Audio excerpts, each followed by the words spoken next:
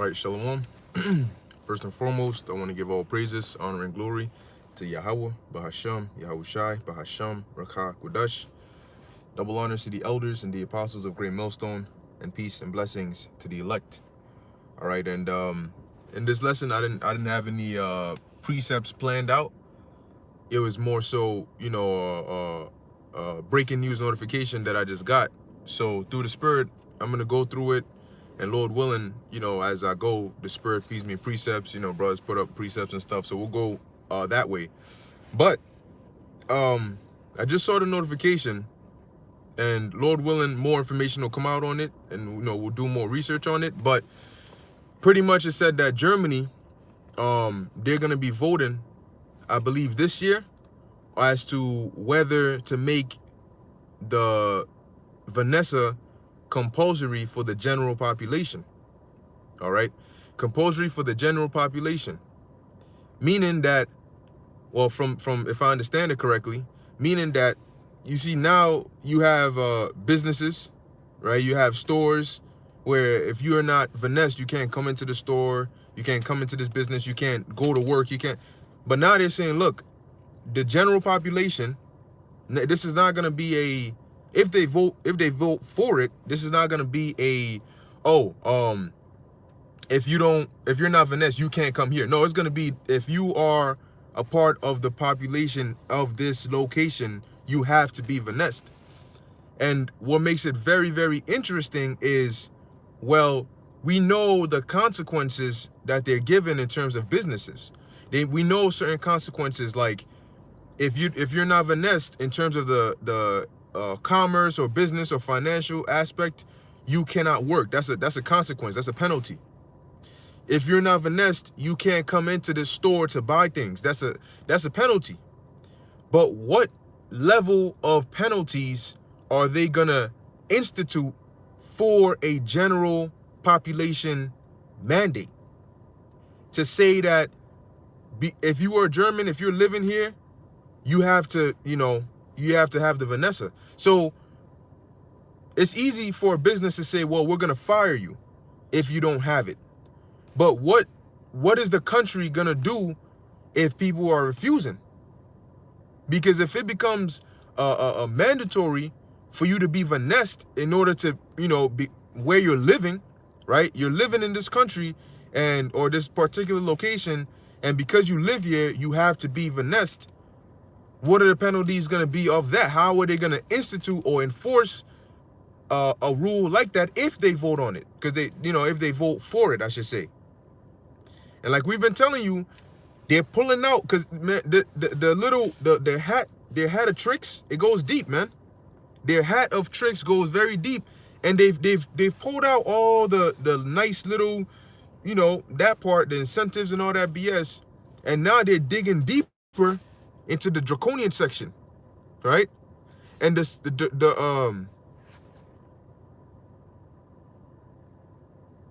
yeah.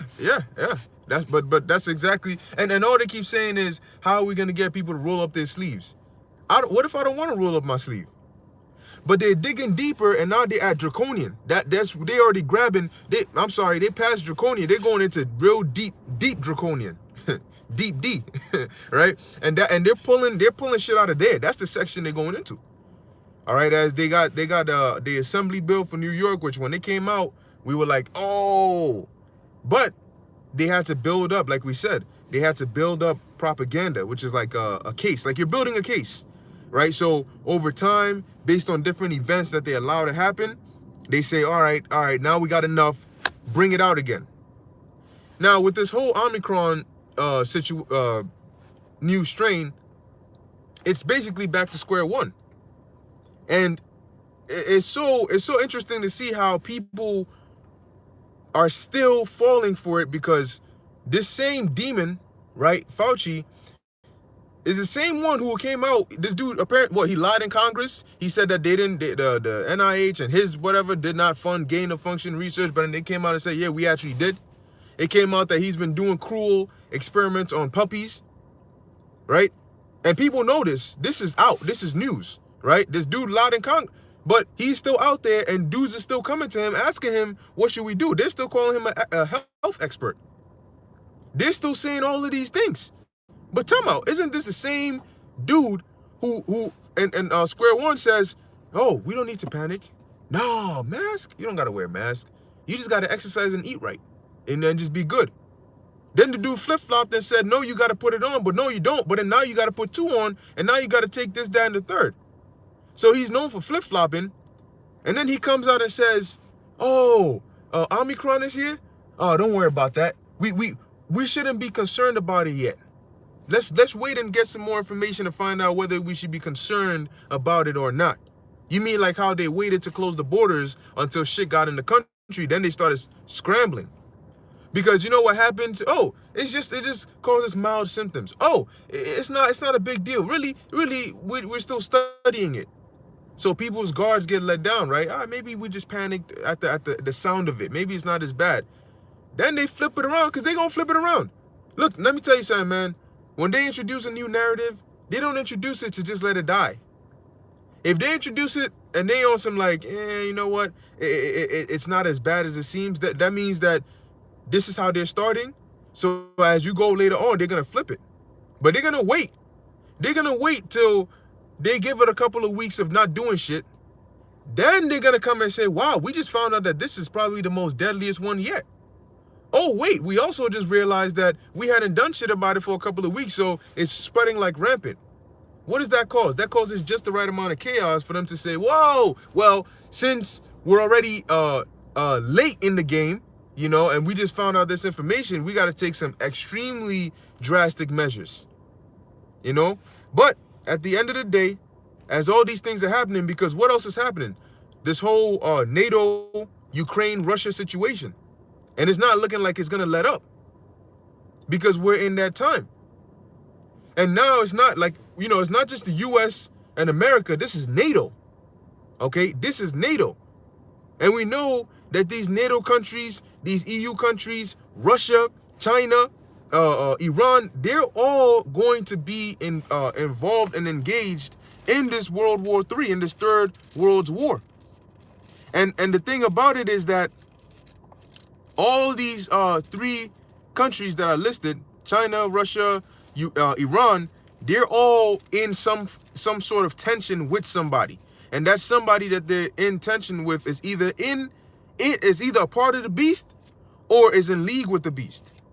Because you got the tension is between Iran and Israel. Then you got NATO and Russia. Then you got China, Taiwan, and US. You see, so Israel, NATO, US, they're all in one accord. And then you got that block having beef with these different, with Russia, with Iran, with China, okay? So the Lord, Yahweh B'Shem Yahweh Shai, is ultimately stirring it up, because now Russia just came and said that they're producing or they're testing or something along the lines of a new hypersonic missile. So why are they doing that? There's claims that they're getting ready to go up into Ukraine, and NATO's like, nah, we ain't gonna let you do that, you know? Now, we ultimately know that even if that triggers a war, there's a way in which this thing is gonna fully pop off. Okay, as we know, pursuant to Jeremiah, concerning the least of the flock, drawing them out. But we know that in order for certain, North Korea too, the water. But we know that in order for certain prophecies to have the full effect, the little supporting factors have to be set up. That means that Russia cannot be in that mindset of just trying to make peace. That's why the Lord got NATO and these different, you know, countries being aggressive.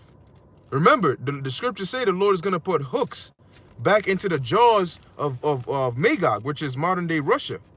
All right. And so how is he going to put those hooks to turn them back into that warlike mindset? Well, it's going to be through provocation. Okay. This is the book of Joel, chapter 2, verse, let's see. Or maybe I'm actually looking for Joel 3. Yep, this is Joel chapter 3, verse 9. And it says, proclaim ye this among the Gentiles, prepare war. Wake up the mighty men. Let all the men of war draw near. let them come up. Let them come up. So what do mighty men? Who are mighty men? Mighty men are people who go to war. All right. So the militaries, you know, and their arsenals. In essence, the verse is saying that start getting the vibration of war. You know, start preparing your militaries and your arsenals. And you notice now the kind of arsenals they're dealing with are nuclear. They ain't dealing with they're not trying to talk about conventional means. They're going nuclear because it's biblical. That is going to be your lake of fire. It's going to be through those thermonuclear missiles. And then on the other hand, you got the who is it? Federal chair or Fed chair Powell saying that inflation, I forgot what he said. He said that the risk of inflation just got higher. All right. So 2022 is not looking like it's going to be a nice year for you people. And we've been telling people time and time again that it's only going to get worse. That's why Yahweh Shai said these are the beginning of sorrows. So if this is the beginning of sorrows, then where are you going from the beginning? You're going to the middle, then the end. And we know that it's going to escalate to the point of Daniel 12:1, Jeremiah 30:7, Matthew 24. Okay?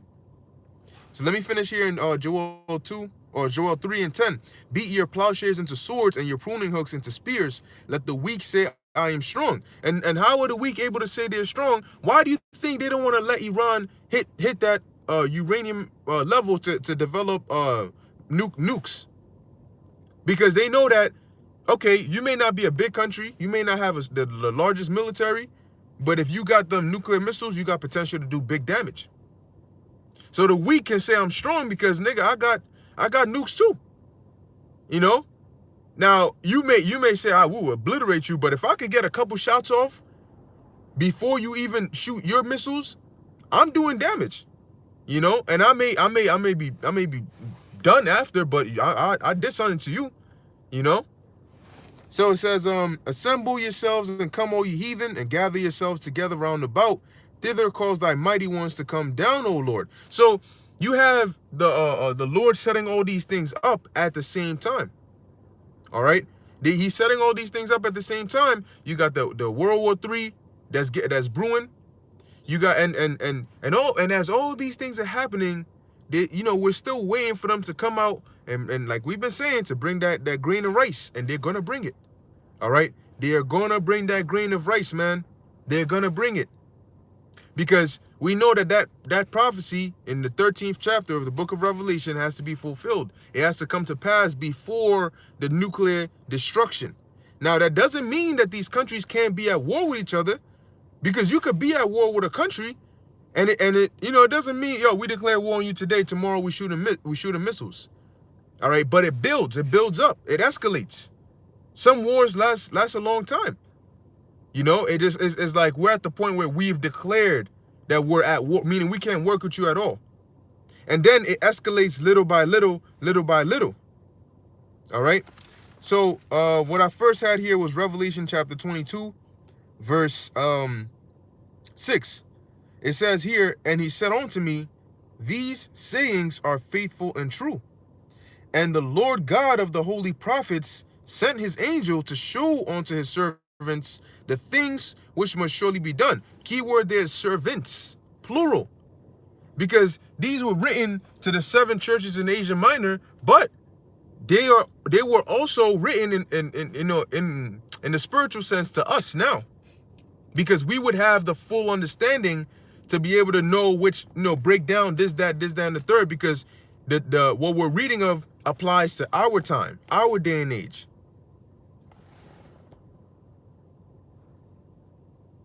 Yeah, it would only make sense.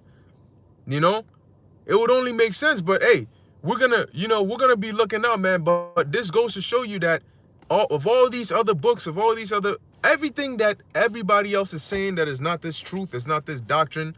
All right, if they're not teaching what we're teaching, starting with the elders and apostles on down, they're gonna start to become quiet. These everybody else is gonna stop talking. And you know why they're going to stop talking? Because it's going to go beyond just my pride. It's going to go beyond just, I sold out, or I'm teaching false narratives. Now it's gonna go past just teaching it. Now it's gonna be like, oh shit, what the hell do I do? Because these shits are actually happening. Or I shouldn't say that, these prophecies are actually happening. You know, they're gonna say, look, I know I was teaching that the MOTB is not, you know, the charagma is not the thing, but I'm seeing it before me and it actually is. So what do I do now? You see, so now they're gonna start getting concerned about themselves, about what do I actually do? I've been teaching a false doctrine for so long that I don't even know what I should do. You know, you're gonna have other people who, until, you know, they're put in the face of that situation, they're like, yeah, nah, y'all bugging out. It's this, it's that, it's hegemony, it's this, it's that. But you know what's gonna happen? You know what's gonna happen when the thing comes out? Everybody's gonna have to wonder in their mind, okay, if this, I gotta be fully certain in my mind that this thing is not what they're saying it is. Because if I go and take this thing, and it is what they say it is, I'm gonna be destroyed. And see, at that point, it's not gonna be as easy to just say, nah, don't, that's not the MOTB. It's not gonna be that easy. Because you're gonna know that, look, man, if I take this and it is, I'm so screwed, it's not even funny. You know, so a lot of people are gonna be very serious. It's not gonna be, I'm debating you to see who's right. You know, I'm just debating because I want to show you that I'm right. I know the breakdown. The breakdowns are not just for you to know, it's because why is it important to understand prophecy? Yeah, so we can teach it, but we're gonna need to know these things to know what to do when they happen. Revelation 13 and 16 and on down, the understanding of that is not just so I just know, or I just know. Why do you need to know what it is? So that when it comes, you know what to do.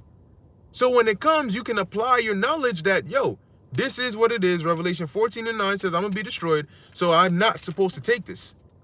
That's why you learn these breakdowns. You don't learn these breakdowns just so you could go around and say, yeah, I just want to debate you to show you that I'm right. You know, or show you that you wrong. You know, if you go off, we're gonna defend the gospel. But to just I just want to come there, get on your platform, and just tell you why I'm right. That's not gonna matter when this thing is actually in your face. What's gonna matter is what are you gonna do when it happens. You know, whether you're right or wrong, are you gonna take it or are you not gonna take it?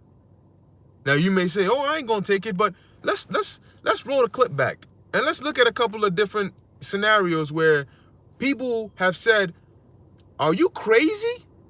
I'm not gonna take that. Then they turn around like, yo, honestly, it's looking like I might just, but then you look at them and you say, wait, hold on. You the same person who a couple months ago, you said you ain't gonna do it. You were all firm, you know, and this is an example for us to watch. You know, this is like a demo the Lord is showing us before the MOTB. Because the same reaction people had concerning this Vanessa is going to be the same type of reaction they're going to have concerning the MOTB. Before it comes out, everybody's like, nah, don't take it. Nah, right when it first comes out, nah, we ain't taking it. I don't know what that is. I don't know what's in it. And then a little bit of pressure comes and then they start flip-flopping. They're going to do it. Because if you didn't have a strong enough resolve to not take this, how are you going to have a strong enough resolve to not take the grain of rice? How? If you're folding over a Vanessa, how are you not going to fold over the prophecy of the MOTB, where it actually mentions about the hour of temptation? It lets you know that it's going to be a trying time to try the whole world.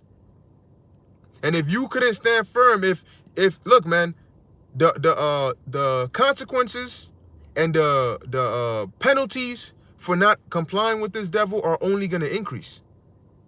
Right now, they're not threatening to put you to death if you don't, take this Vanessa. But when the MOTB comes and they say, all right, now if you don't take it, we're gonna throw your ass in a camp, or we're gonna take your ass out. If you folded over a job, you mean to tell me you're gonna stand firm when they threaten your life? If you could not stand firm over a job, over your family, over a woman, how are you gonna stand firm when they tell you, look, we're gonna put you to death if you don't comply with this, or we're gonna lock you up in this solitary confinement, or we're gonna do all this manner of things to you if you don't comply with this? How are you gonna stand firm then? So when people say, "Oh, I'll just take the Vanessa," but when the actual real deal comes, I ain't gonna take it. Bro, you sound like somebody who failed the practice test talking about, nah, when the real test comes, I'm gonna pass that. You know, the sample test, like a little quiz, you fail that shit horribly. You got maybe like a 1 out of 100. But you're so confident that when the real test comes, no. And then the questions on the real test are gonna be harder than the ones on the sample test. And if you fail the sample test horribly, how the hell are you gonna pass the real test? Because you got to be practical. You got to be real with it, man. You can't just be out. Jake is just so prone to just saying things, and they never expect their words to come back to them.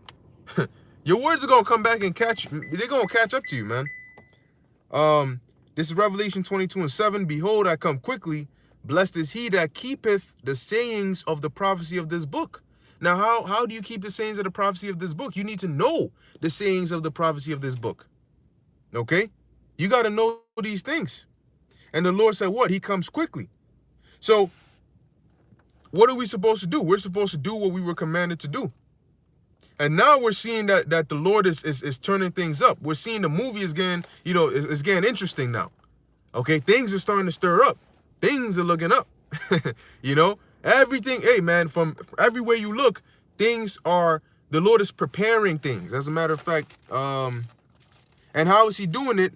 By putting it into the minds of all these devils, I should say, and these different world leaders, and into their agendas to start moving. They've been planning for so long, but now it's time to start moving. So Revelation 21:1, and it says, the king's heart is in the hand of the Lord, as the rivers of water, he turneth it whithersoever he will. So the Lord says, look, I'm trying to get these prophecies to come to pass. I'm going to put it into the minds of this person and these ones. So when they come together, Micah 2:1, and they devise iniquity upon their beds, that's really the Most High putting those thoughts into their minds through his left-handed angels. Like it tells you in the book of Job, I believe the 33rd chapter, about slumberings. When you're slumbering upon the bed, that's when the Most High openeth the ears of men and sealeth their instruction. So when these devils devise their iniquities, that's the Lord really putting the thoughts into their mind, saying, do this and do this and do that. And they think that it's to fulfill their agenda, but the Lord is like, really, I'm just using you to fulfill prophecy. So right now we're seeing that sword being sharpened, and it's almost at the point of being ready to be put to use. To be put to good use, because there's a lot of people that need to take a look at that sword. This is Ephesians, Adam Nana, Ephesians 5:15. See then that ye walk circumspectly, not as fools, but as wise, redeeming the time, because the days are evil. So knowing these things and knowing what's going on, what manner of person, what conversation, what kind of mindset are you supposed to be in? All right, you look, man, you got to be mentally set, because this fight doesn't stop here. The fight doesn't stop until Yahushua gets back. And they're gonna keep bringing it. They're gonna keep bringing it, because once again, I'm sure there's people who've lost their jobs, who've lost things that were, that you were relying on, which ultimately we rely on Yahweh Shem Yahushua. But in terms of little things here and there, yeah, we've lost things, but it's not gonna stop there. Okay, it's not gonna stop there. They're gonna come and they're gonna try to make you lose more things. It's just these things that they're gonna try to make you lose are gonna be more, more intense, I should say, than the things before. So you have to be prepared in your mind to keep on fighting. You got to be prepared to bring more. Okay. Revelation chapter 12, verse 17. And the dragon was wroth with the woman, which the dragon is Esau and his power structure. The woman is Israel, and went to make war with the remnant of her seed, which are the elect, which keep the commandments of God and have the testimony of Hamashiach Yahushai. So we're still at war. And they're getting ready to bring out their big guns. But what does it say in Isaiah 59:19? When the enemy shall come in like a flood, the Spirit of the Lord shall lift up a standard against them. So as they get ready to bring their big guns, Yahweh Shem Yahushua is going to lift up a standard on our behalf. But until that standard is lifted, we're going to need to hold out. Okay? So I titled it, man, the compulsory. That's where they're taking it now, to where they're saying, look, we started with incentives. It wasn't enough. Then we moved to misinformation, disinformation. It wasn't enough. Then we added on light mandates. Wasn't enough. Now we're bringing on strict mandates. Not enough. So now we need to just keep taking it up a notch. Draconian mandates, light draconian mandates, not enough. So now we're gonna start voting on whether, and like I said before, the trend is one does it. Oh, that's a good idea. Let me do it too. Oh wow, I see you doing it. Wow, let me do it too. So don't be surprised if they vote yeah, and say, look, now it's not just we ain't gonna look at that. Look at that. I'm talking about it right now, and it's right there. German parliament to vote on mandatory Vanessas in coming weeks. All right. Now, but wait, you may say, hold on, didn't you already mandate it? Yeah, but they mandated it for certain things. They mandated it for your jobs, mandated it for stores, mandated it for outdoor activities, right, or indoor activities, wherever. But so what are you gonna mandate now? Well, as the thing said, they're gonna mandate it for the general population. At least they're gonna vote on it. So what perfect timing that you got a new Omicron coming out, and I wouldn't be surprised if they were like, if they just switched up and said, nah, we just found some shit out, and this thing is crazy. There's no room for playing games. So if y'all gonna vote, because it's funny how they're gonna vote in a couple of weeks, and these health experts are saying it's gonna take us a couple of weeks to find out the true danger of this Omicron thing. So is it possible that they might publish some information just in time for these nations to start looking at it and say, nah, if it's that dangerous, we got to follow what Germany's doing. We got to start taking a page out of Germany's book. We're going to see. But just know that these devils are never, they don't stick to one thing. They say this to start, but they know later on they're going to change it. So just watch. And their little getaway card is studies. We're still studying it. We're still studying it. What does we're still studying it do? We're still studying it gives us room to tell you one thing and then come and switch it, but still be justified. Because if we came out and said, oh, no, it's this, that's it. And then later on we come and say, no, it's actually this. You're going to say, well, which one is it? But if we said, well, according to the information we have now, we're still studying it, but according to what we have now, this is what we can say. But as we study it, the information might change. That's just an excuse for them to tell you, look, we're going to play your ass. We're going to tell you, let your guard down. And then we're going to come and tell you, oh, whoa. There's some shit. You got to chill out. Because they're not going to stop this thing until they get their agenda. And they're not going to get their agenda through light propaganda. No, they need strong chaos for strong order. That's what they need. All right.